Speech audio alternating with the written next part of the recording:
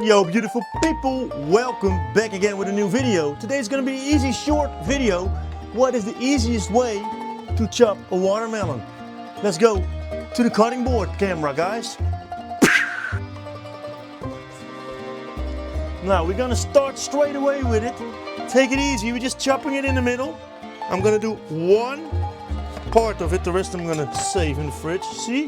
And then you turn it like this, and then you can just chop it in nice direct lines like this.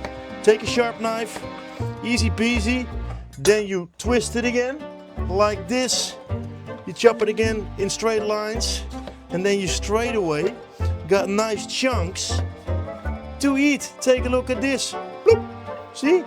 Beautiful, guys. Straight away. You can all pull them out or put them on a plate. Easy peasy. Like I said, a really short video today, but thank you for watching. You gotta love the watermelon. Guys and girls, have a fantastic rest of your day. Thanks for subscribing and supporting our channel. See you next video and have an amazing day.